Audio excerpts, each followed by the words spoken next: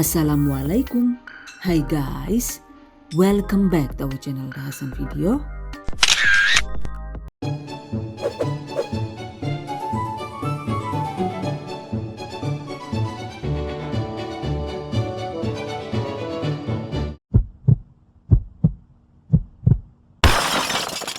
Bikin serabi Solo Noto Suman dong bun.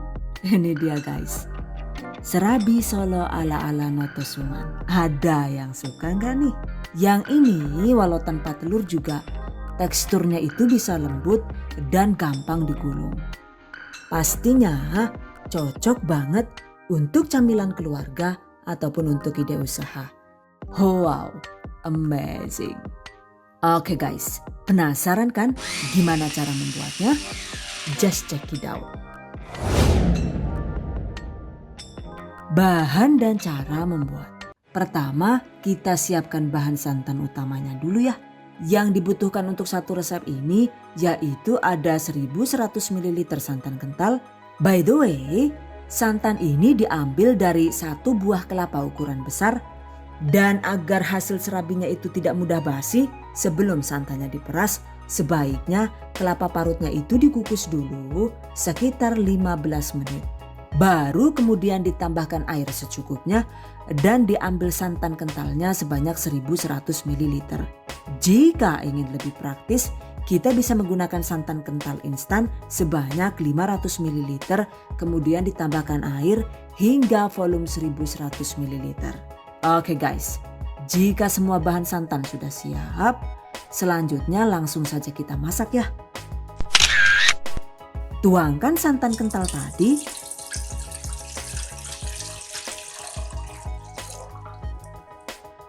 Setengah sendok teh garam halus. 1 lembar daun pandan yang sudah dirobek dan diikat simpul. Masak dengan menggunakan api sedang hingga mendidih. Sambil terus diaduk agar santan tidak rawan pecah. Setelah mendidih, kecilkan api, lanjut dimasak sebentar sekitar 5 menit agar santannya itu benar-benar tanak. Setelah itu, matikan api. Selanjutnya, diamkan santan sampai agak hangat sekitar 30 sampai dengan 40 menit. Nah, setelah didiamkan ini akan kita bagi dua ya guys, yaitu satu bagian santan kental untuk santan areh dan satu bagian santan encer untuk bahan adonan. Oke, sekarang ambil santan kentalnya dengan cara disendok di bagian atasnya seperti ini.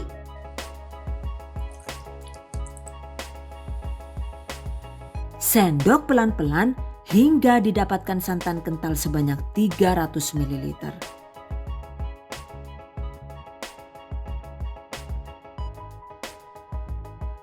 Oke, selanjutnya untuk santan encernya ini butuhnya itu sekitar 650 ml. Tuangkan. Nah, jika ternyata jumlahnya itu tidak sampai 650 ml, maka tambahkan air matang secukupnya hingga mencapai volume 650 ml. Dan ini dia guys, sekarang santan siap digunakan. Selanjutnya siapkan bahan untuk adonan serabi. Dan untuk mengaduk adonannya agar lebih praktis, ini saya menggunakan chopper serbaguna dari Mito Chiba. Jadi pengaduknya itu menggunakan aksesoris yang biasa digunakan untuk mengocok telur seperti ini. Oke, pertama masukkan sekitar 140 sampai dengan 170 gram gula pasir sesuai selera. 15 gram atau sekitar 1 sendok makan tepung tapioka singkong. Kemudian 15 gram atau sekitar 1 sendok makan tepung terigu. 250 gram atau sekitar 16,5 sendok makan tepung beras putih. Setengah sendok teh garam halus. 7 gram atau sekitar 1 sendok teh ragi instan. Kemudian tambahkan 650 ml santan encer yang sudah kita siapkan tadi. Pastikan santannya ini dalam keadaan hangat kuku ya guys. Tapi juga jangan sampai terlalu panas, karena jika terlalu panas sedikit saja maka bisa membuat ragi instan menjadi mati. Oke, aduk hingga gula pasir larut dan tercampur rata.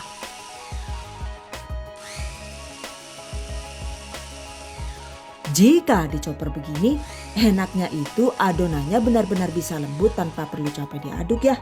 Selain itu juga tidak perlu disaring, cuma kalau memang mau diaduk tangan juga boleh. Jika diaduk tangan, maka semua bahan dicampur rata lalu aduk manual dengan tangan bersih hingga gula larut. Kemudian kocok dengan whisker hingga rata. Dan terakhir disaring seperti ini agar adonannya itu tidak berkerindil. Jangan ribet temen kayak carane lah. Neng nyongnya yang mendengar chopper baik. Anu lebih praktis kok ya. Oke, jika adonan sudah lembut, matikan chopper. Tuangkan ke dalam wadah. Adonannya ini emang cenderung encer ya guys. But it's okay. Kemudian tutup dan diamkan sekitar 1 sampai dengan 2 jam hingga berbuih. Sambil menunggu, selanjutnya kita siapkan bahan toppingnya, yaitu ada secukupnya nangka matang, buang biji nangka, lalu rajang nangka dengan menggunakan pisau tajam. Rajang dengan bentuk sesuai selera ya.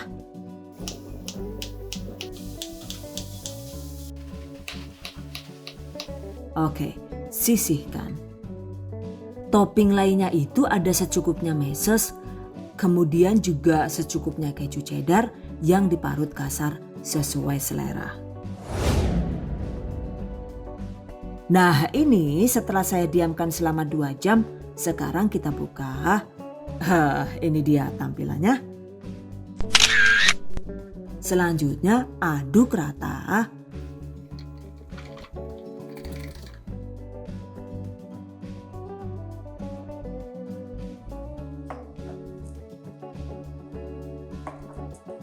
Lalu agar lebih maksimal, tambahkan setengah sendok teh baking soda.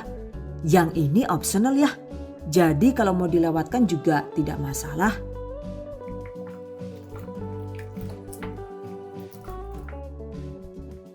Oke, sekarang adonan siap dicetak. Siapkan wajan cekung seadanya. Jadi untuk wajannya itu tidak harus menggunakan wajan tanah liat ya guys. Kita juga bisa menggunakan wajan teflon atau wajan besi seperti ini. Atau bahkan menggunakan wajan biasa seperti ini juga boleh.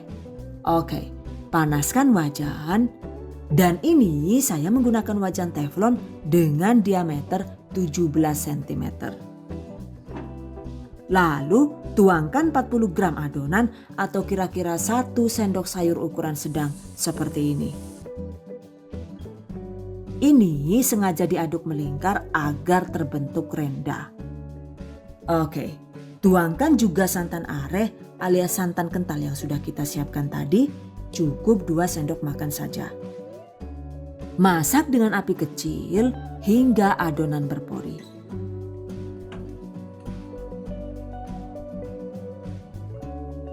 Nah, jika sudah mulai berlubang, segera tutup. Lanjut dimasak sebentar hingga serabi matang. Total durasi memasaknya ini cuma sekitar 3 sampai dengan 4 menit tergantung panas kompor masing-masing. Oke, sekarang kita buka. Ini walau sekilas itu masih basah dan seperti mentah di bagian tengahnya, sebenarnya sudah matang ya guys. By the way, santan arehnya itu kan tadi sudah dimasak tuh dan teksturnya itu seperti fla. Jadi saat serabi diangkat sebaiknya tidak perlu menunggu santan arehnya kering. Karena salah satu ciri khas serabi Solo itu emang teksturnya sangat moist dan basah di tengah. Oke, angkat. Ini dia guys hasilnya. serabi Solo versi original alias tanpa topping. Oke, cetak sisanya hingga habis. Pastikan sebelum dituang, aduk terlebih dahulu sampai rata agar hasilnya itu bisa bagus maksimal.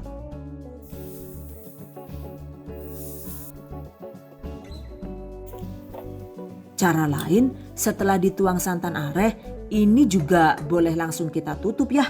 Masak dengan api kecil sekitar 2 menit. Nah, setelah setengah matang begini, tambahkan toppingnya. Tutup kembali dan masak sekitar 1 menit.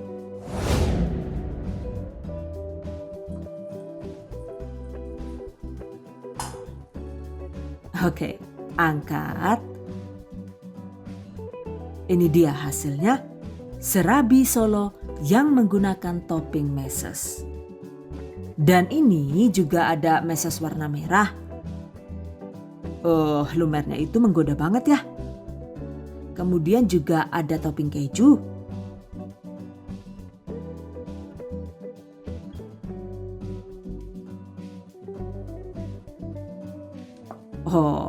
Selalu lumer dan sangat menggoda.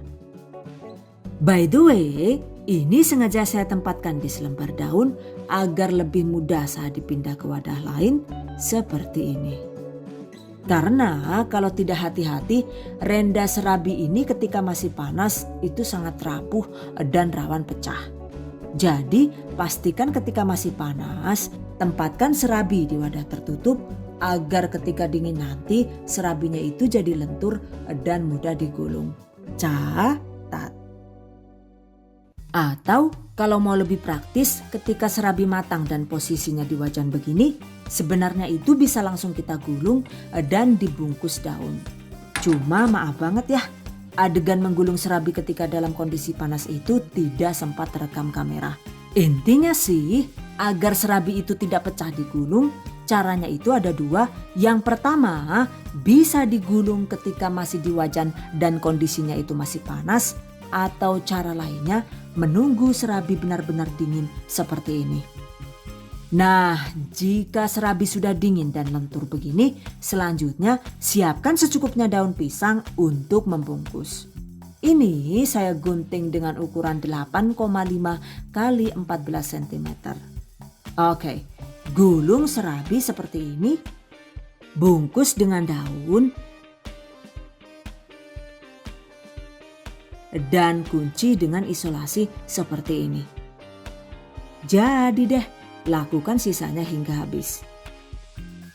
Ini dia guys hasilnya. Satu resep ini, jika per satu cetakan adonannya itu ditimbang 40 gram per buah, maka dapat menghasilkan sekitar 25 sampai dengan 26 pieces. Lumayan banyak kan ya? Dan ini saya tadi bikin sekaligus 2 resep. Cuma yang sebagian besar sudah ludes karena bolak-balik dicicip bae karo sing gawe. Jan. Sih lah. Anu doyan apa kencot lah yuk. By the way, ini hasilnya itu mulus semua alias tidak ada yang pecah karena emang serabinya itu digulung setelah dingin. Jika masih hangat, biasanya sih renda serabinya itu masih rapuh dan rawan pecah seperti ini. Jadi pastikan jika serabi belum lentur, jangan dipaksakan untuk digulung ya. Catat. Jika menggunakan wajan biasa, sebaiknya agar tidak lengket, olesi wajan dengan sedikit margarin seperti ini. Lalu cetak seperti biasa dan putar-putar agar membentuk renda.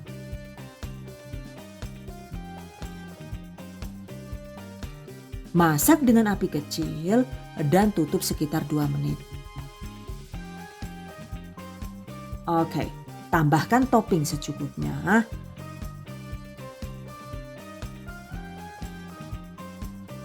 Masak lagi hingga matang.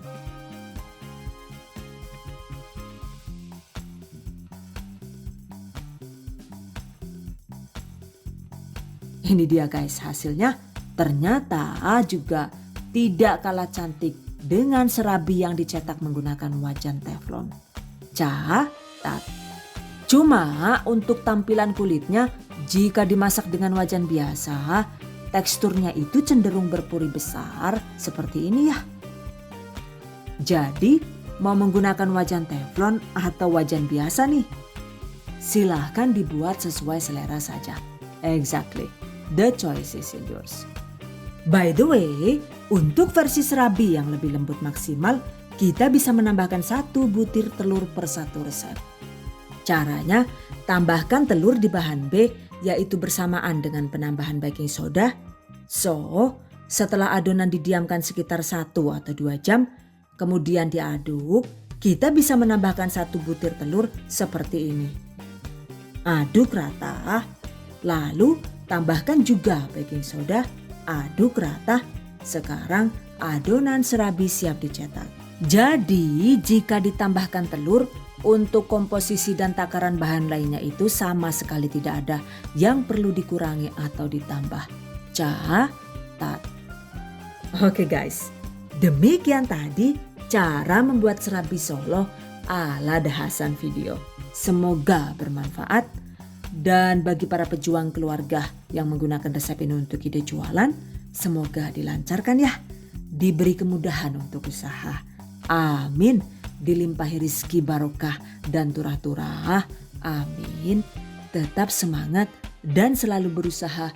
Insya Allah semoga bisa sukses dunia dan akhirat. Amin. Okay, I hope you guys enjoy this tutorial today. Thank you so much for watching. See you guys next time. Wassalamualaikum warahmatullahi wabarakatuh. Bye-bye.